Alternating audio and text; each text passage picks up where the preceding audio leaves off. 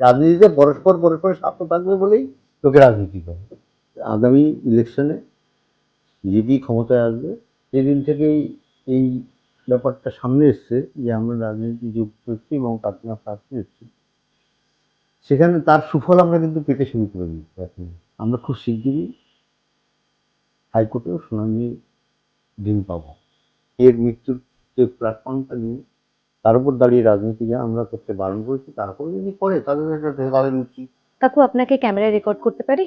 অবশ্যই আমরা আর ক্যামেরার ব্লার করে ওরকমভাবে মানুষের পিছন ঘুরে মানুষের সঙ্গে কথা থাকতে চাই না। আমরা মানুষের সামনে প্রকাশ হতে চাই, কারণ আমরা আমাদের কি অপরাধ যে আমরা ওরকমভাবে সারাক্ষণ মানে মানুষের পেছন দিকে থাকবো। এটা একটা রাজনীতি দলগুলোর যারা অপরাধীদের আড়াল করার একটা কৌশল বলে আমি এখন মনে করছি। অভয়ার ন্যায় বিচারের দাবিতে আমরা দেখেছি যে দল মত নির্বিশেষে সমাজের নানা স্তরে, মানে সর্বস্তরের মানুষ পথে নেমেছিল, এবং সেটা রাজ্য দেশ ছাড়িয়ে আমরা বিশ্বের বিভিন্ন প্রান্তে দেখেছি। হ্যাঁ, তো শেষমেশ আপনারা বলেছেন আপনারা ন্যায় বিচার পাননি, ন্যায় বিচারের জন্য আজও লড়ছেন, এবং শেষমেশ কাকিমার যা সিদ্ধান্ত যে রাজনীতি এবং ক্ষমতা হাতে পেলেই ন্যায় বিচার পাওয়া সম্ভব, তো এই সিদ্ধান্তটা আমি আপনার থেকে জানতে চাইবো যে কেন আমরা দুজনে মিলে এটাই এই মনে হলো? সিদ্ধান্তটা নিয়েছি, কারণ আমরা যে মানে কি বলবো ঘূর্ণিপাকের মধ্যে পড়ে গেছি, সেই পাক থেকে বেরোনোর এটাই একমাত্র রাস্তা। কেমন কারণ ঘূর্ণিপাক? সেটা বিচার বিভাগের যে অবস্থা সেখান থেকে, এবং আমরা যেদিন থেকেই এই ব্যাপারটা সামনে এসছে যে আমরা রাজনীতি যুক্ত হচ্ছি এবং কাকিমা প্রার্থী হচ্ছি, সেখানে তার সুফল আমরা কিন্তু পেতে শুরু করে দিয়েছি এখন। কেমন? যেমন আমাদের আইও সীমা বাবু যে প্রায় 6 মাস ধরে আমাদের ফোনও রিসিভ করতেন না। আমি এক্ষুনি ফোন করলে হয়তো উনি আর ফোন রিসিভ করতে পারেন। গতকাল আমাকে নিজেই ফোন, নিজের থেকে আমি একটা ব্যাপার ওনাকে মেসেজ করেছিলাম, উনি নিজের থেকে আমাকে ফোন করেছেন, মেসেজের উত্তর না দিয়ে ফোনেই আমাকে সেই প্রশ্নের উত্তর দিয়েছেন। এবং সব তারপরে বলি, ব্যাপারটা বলাটা আদালতের কাছে ঠিক হবে কিনা জানি না, আমরা খুব শিগগিরই হাইকোর্টেও শুনানির দিন পাবো। এটা আপনি বলছেন যে রাজনৈতিক প্রভাবের কারণেই সম্ভব হচ্ছে? প্রভাবশালী হচ্ছি আমরা, একটা এরকম একটা ইঙ্গিত যখনই চলে গেছে সমাজে, তখনই ব্যাপারটাকে একটু পরিবর্তিত আমি এই পরিবর্তনটা হুম। দেখতে পাচ্ছি। যেমন আমরা দিনের পর দিন ঘুরছি, কোনো কিছু পাচ্ছি না, সেই জিনিসটা থেকে আমরা বেরিয়ে আসতে পারবো। আসা মানে যে পরিস্থিতিটা পাল্টাবে, এটা এটা একদম সম্পূর্ণ 100% সত্যি। কাকু, এটা একটা প্রশ্ন উঠছে যে তাহলে সাধারণ মানুষ সবাই এরকম, মানে ন্যায় বিচার পেতে গেলে তাদেরকে প্রভাবশালী হতে হবে, মানে এটা কি একটা কোথাও গিয়ে আপনার মতে কি অসহায় পরিস্থিতি থেকে ফেলে দিয়েছে মানুষকে? হ্যাঁ, এই অবশ্যই মানুষকে একটা মানে আমরা যে এরকম একটা ঘটনা যা পৃথিবীতে নেই, যে ঘটনা যে কর্মস্থলে বা সুরক্ষিত জায়গায় রেপ মার্ডার হচ্ছে, সারা পৃথিবী যেখানে গর্জে উঠেছে, সেখানে কিন্তু আমরা মানুষের কাছে গিয়ে মানে বিচার ব্যবস্থার কাছে গিয়ে সেইভাবে আমরা কেন সাড়া পাইনি কিন্তু। এত লোক প্রতিবাদ করেছে, এত লোক কত কি করেছে, শান্ত মানে ডাক্তারদের আন্দোলনের কাছে পুলিশ পর্যন্ত মাথা নত করতে বাধ্য হয়েছে, ব্যারিকেড সরিয়ে পুলিশের সঙ্গে কথা বলতে দিতে বাধ্য হয়েছে ডাক্তারদের, জুনিয়র ডাক্তারদের। আমরা যখন দেখেছি স্বাস্থ্য ভবনের সামনে স্বাস্থ্য দপ্তর তাদের সঙ্গে কথা বলেছে এই পর্যন্ত, কিন্তু কোনো পরিবর্তন হয়নি। 2024 9 আগস্ট যে চিত্র আমরা দেখেছিলাম পশ্চিমবঙ্গে, আজও সেই চিত্রই পশ্চিমবঙ্গে আছে। সুতরাং এই যে দুর্বৃত্ত তৃণমূল সরকার এবং হিটলারি শাসন ব্যবস্থা যে চালাচ্ছেন, এবং এটাকে আমি বলি এখন সায়েন্টিফিক করাপশন যে শুরু হয়েছে পশ্চিমবঙ্গে, সেইগুলো বন্ধ করা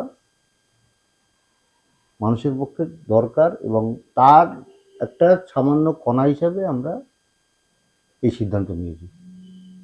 সিপিএম থেকে কি কখনো অফার পেয়েছিলেন? হ্যাঁ, করেছে, অনেকবারই করেছে, সবাইকে অফার দিয়েছে, কিন্তু আমরা প্রথম অবস্থায় ভাবছিলাম যে না, রাজনীতিতে জড়াবো না। রাজনীতি জড়ালে একটা কি মানুষের মানে বাধা দিতে মানে বলতে, আমরা যে কথাটা বলছি তার প্রতিবাদ করতে সুবিধা হয়, সেই সুযোগটা দেবো না কাউকে।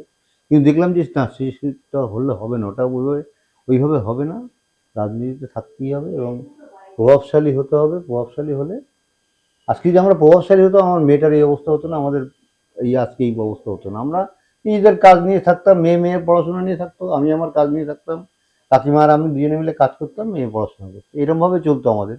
আমরা একদম সিম্পল জীবনযাপন করতাম। কিন্তু সেটা যে তার জন্য যে এই যে রাজনীতির ছোট ছোট নেতারাও পর্যন্ত আমাদের এইভাবে হ্যারাসমেন্ট করবে এবং তার বিচার চাইতে গেলে বিচার চেয়ে পাওয়া যাচ্ছে না, ছিনিয়ে আনতে চেষ্টা করছি, সেটাও পারছি না, তার ফলেই আমাদের এই সিদ্ধান্ত নিতে আমরা বাধ্য হয়েছি।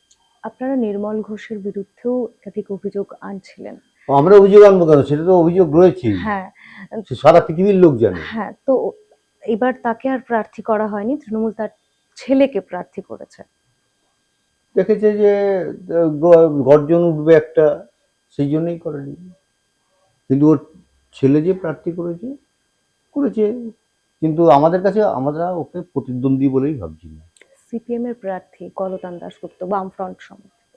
ঠিক আছে, কিন্তু আমার মেয়ের নাম এবং মেয়ের মৃত্যুর যে প্ল্যাটফর্মটা নিয়ে তার উপর দাঁড়িয়ে রাজনীতি আমরা করতে বারণ করেছি। তারপরে যদি করে তাদের রুচি, তার বিরুদ্ধেও অনেক আমাদের সমালোচনার লোকে করছে, তারা করছে। এখন তাদের তাদের সংস্কৃতি তাদের রুচির মধ্যে পড়ে। আপনাদের রাজনীতিতে যোগদান নিয়ে এবং বিশেষত বিজেপিতে আসা নিয়ে বলা হচ্ছে যে আপনারা আসলে মেয়ের মৃত্যু নিয়ে রাজনীতি করছেন। না, তারা তো নিজেদের স্বার্থটা দেখছে যে আমাদের স্বার্থে ঘা লাগছে বলেই তাদের এই উদ্দেশ্যটা ছিল, সেটা তারা ব্যবহার করতে পারবে না বলেই আজকে এই কথা বলছি, তো পরিষ্কার বোঝা যাচ্ছে। মীনাক্ষী মুখোপাধ্যায়, কলতান দাশগুপ্তদের ভূমিকাকে সেই রাতের কথা বলছি, কিভাবে দেখেন? করেছিল, সেখানে কৌস্তব বাগচি, অগ্নিমিত্র পাল, সজল ঘোষ। কৌস্তব বাগচি সকাল থেকেই চেষ্টা করছিল ব্যাপারটাকে কি বোঝার, কিন্তু সত্যি কথা বলতে কি কৌস্তবকে সেই যে মানে কলেজের ভেতরেই ঢুকতে দেওয়া হয়নি, যাও ঢুকেছিল পুলিশ তাকে বের করে দিয়েছে এবং সে শেষ পর্যন্ত রাত 9:30 পর্যন্ত টালা থানায় অনেক চেষ্টা করেছিল যে দ্বিতীয় পোস্টমর্টমের সুযোগ, এবং তারা বিভিন্ন যা দরবার করা সম্ভব করেছিল, কিন্তু কোনো কাজ হয়নি। পুলিশ কোনো কথা শুনবে না, ঠিক করে নিয়েছে তো ঠিক, সেটাই কারে। কাকু, সিবিআই এর বিরুদ্ধে আপনারা অনেক অভিযোগ এনেছেন যে সিবিআই কোনো কাজ করেনি। করেনি সে তো প্রমাণ আছে, সেটা সেই সিবিআই কাজ করবে, করতে এবারে বাধ্য করাবো করতে। তো বিজেপি যদি আপনার মেয়ের ন্যায় বিচার দিতে চাইতোই, তাহলে আগেই তো সিবিআই কে কাজ করানোর জন্য চাপ সৃষ্টি করতে পারতো। সে চাপ সৃষ্টি একটা প্রশাসনিক সংস্থা, তদন্তকারী সংস্থা, তাদের চাপ সৃষ্টি করতে হবে কেন? তাদের তো এটা ডিউটির মধ্যে পড়ে সমাজে সুস্থ রাখার জন্য। কেন, মানে কি কারণে সেই প্রশ্নের সিবিআই জবাব করলো খোঁজার না? জন্যই আজকে আমাদের মানে রাজনীতির মধ্যে রাজনীতিতে আসতে মানে হলো। কাঁটা দিয়ে কাঁটা তোলার কি একটা চেষ্টা? ওই ব্যাপারটা ওরকমই, কিন্তু সেটা বলাটা ঠিক। হ্যাঁ, তবে যার যে দায়িত্ব সমাজে, আমরা সেটুকুই বোঝানোর চেষ্টা করব যে আপনার দায়িত্ব এটা, আপনি দায়িত্বটা পালন করুন। যে সমস্ত ঘটনাগুলো সমাজে ঘটে, সমাজের প্রশাসন যদি সে তার নিজস্ব দায়িত্ব পালন করে, আজকে বিচার ব্যবস্থার দায়িত্ব কোথায়? বিচার ব্যবস্থা সমাজকে সুষ্ঠুভাবে পরিচালনা করা। আজকে আমরা তো কোর্টে যাই, কোর্টে দেখি তো, মানে কোর্টের যত মামলা আছে তার 95% মামলা হচ্ছে স্টেট ভার্সেস, মানে রাজ্য কোনো না কোনো সমস্যায় মানুষকে ফেলেছে, তার কারণে তার মানুষকে কোর্টে দৌড়াতে হবে। কেন দৌড়াতে হবে? রাজ্য সরকারি প্রশাসন সেটা নিজেরা মিটিয়ে নেবে ব্যাপারটাকে, মেটায়নি বলেই মানুষকে বাধ্য হয়ে আদালতের দ্বারস্থ হচ্ছে, এটা হচ্ছে না। আজকে কেউ একটা মিটিং করবে, আমাদের বিরোধী দল নেতা, বিজেপির বিরোধী দল নেতা 102 বার আদালতের অনুমোদন নিয়ে সভা করতে হচ্ছে। আরে তারাও তো সভা করছে, যে রাজনৈতিক দল ক্ষমতা আছে তারাও সভা করছে, তারা কতবার করে অনুমোদন আনতে যাচ্ছে আদালতে? তারা তো আদালতে আনতে যাচ্ছেন না, মেট্রো চ্যানেলের মতন জায়গায় তারা অবরোধ, মানে দিনের পর দিন অবরোধ করে অবস্থান করছে, সেবেলায় কিছু হচ্ছে না। কিন্তু একজন বিরোধী দলনেতা যখন সভা করতে যাচ্ছেন, তাকে আদালতে দ্বারস্থ হচ্ছে। আদালতে এতে তো আদালতের মূল্যবান সময় নষ্ট করা হচ্ছে,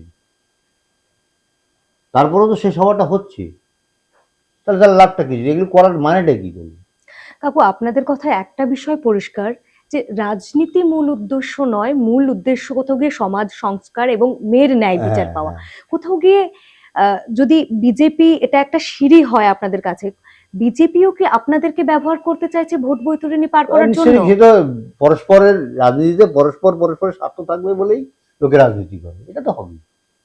এবং এটা আমরা এটা আমরা এটা আপনারা মেনে নিচ্ছেন যে বিজেপি আপনাদের ব্যবহার করতে চাইলে এটা কোনো সমস্যা আমরা নেই? agree। আমরা সেই জন্য সদস্যপদ নিয়েছি, কিছু প্রোটোকল বিজেপির আছে, সেগুলো তো আমাদের মানতেই হবে। সুতরাং এগুলো পরস্পরের মধ্যে সম্পর্ক একটা থাকবেই। রাজনৈতিক দলের সঙ্গে যেমন রাজনীতির যেমন সম্পর্ক আছে, তেমন আমার ব্যক্তিগত সম্পর্ক ব্যক্তিগত ব্যাপার আছে। এসব নিয়ে আলোচনা করলে ব্যাপারটা খারাপই হবে, এটা আলোচনার বিষয় হয়ে আসবে না কোনো সময়। দল যখন একজন সদস্য, তখন দলের কথা মান্যতা দিতে হবে এবং দলের হয়েই কাজ করতে হবে। বিজেপি ক্ষমতায় এলে কি কি পদক্ষেপ নেওয়া হবে সেক্ষেত্রে? সবার আগে আমরা পানিহাটিকে দেখব। পানিহাটির যে দুরবস্থা, রাস্তাঘাটের যে অব্যবস্থা, তারপরে নিকাশি ব্যবস্থা হচ্ছে পানিহাটির নিকাশি এবং জঞ্জাল সমস্যা হচ্ছে পানিহাটির সবচেয়ে বড় সমস্যা, তার দিকে আমরা দৃষ্টি দেবো। 2 নম্বর হচ্ছে আমাদের এখানে একটা কলেজ আছে, পানিহাটি মহাবিদ্যালয়, এবং একটি হসপিটাল আছে, 200 শয্যা বিশিষ্ট একটা হসপিটাল আছে। সেই হসপিটালটা নামমাত্রই আছে, সেখানে কোনো ব্যবস্থা নেই। সেগুলোকে যতটা উন্নতি করা যায়, মানুষকে কথা দেবো। আমাদের কিছু পাওয়ার নেই, মানুষকে দেওয়ার আছে। আমাদের রাজনীতিতে আমাদের শুধু মেয়ের এবং ন্যায় সেখানে বিচার বিজেপি তৃণমূল ফ্যাক্টর নয়। না, না, আচ্ছা, তাহলে এখানে একটা কথা হচ্ছে যে তাহলে তো নির্দল প্রার্থীও হতে পারতেন। না, নির্দল প্রার্থী হয়ে কোনো লাভ হয় না। পরবর্তীকালে কোনো না কোনো দলে যোগ দিতেই হয়। সুতরাং আগে থেকেই যোগ দিন। আমরা যদি করি সেখানে জয়লাভ করার নির্দল একটা প্রার্থী হলেও মানে যারা বাঘা বাঘা রাজনৈতিক দলগুলি আছেন তারা থাকতে দেন না নির্দল না, ভাবে। থাকতে দেন না। মানুষ পরবর্তীকালে কোনো না কোনো দলের সঙ্গে যুক্ত হয়ে যায়। সুতরাং সেটা পরে করার কি দরকার, আগে থেকেই করে নিলাম। তাদের সহযোগিতা পাবো, আমরা ইলেকশনে ঠিকঠাক মতো লড়তে পারবো। পেছন থেকে তারা সাহায্য না করে সামনে থেকেই সাহায্য করবে। এবং আপনারা মনে করছেন যে এখন পশ্চিমবঙ্গের যে হাওয়া, সাধারণ মানুষ বিজেপির দিকে? হ্যাঁ, সবাই বিজেপির দিকে আছে এবং বিজেপি, আমি আশা করি আগামী ইলেকশনে বিজেপি ক্ষমতায় আসবে। তৃণমূল যতই চেঁচাক আর যাই করুক, তারা যে দুর্বৃত্তায়ন পশ্চিমবঙ্গে প্রবর্তন করেছে, এর শেষ হবেই। আজকে কি বলবো, বামপন্থীরা বলতো যারা বাম দল না করে তারা কিছুই যে বোঝে না। আর এখন আমাদের রাজ্যের এমপি একজন, যার বিরাট বড় দায়িত্ব, একটা এমপির দায়িত্ব কতটাখানি তিনি সেটা জানেন না। তিনি মঞ্চে দাঁড়িয়ে মাইকের সামনে ঘোষণা করছেন যারা তৃণমূল না করে তারা বাঙালি নয়। তাহলে কি বলবো, তাদের কতটা ঔদ্ধত্য বেড়ে গেছে। সেই ঔদ্ধত্য শেষ করতে হবে। এই তৃণমূল দলটাকে তৃণমূল থেকে একদম উৎপাদিত করার জন্যই আমাদের এই লড়াই।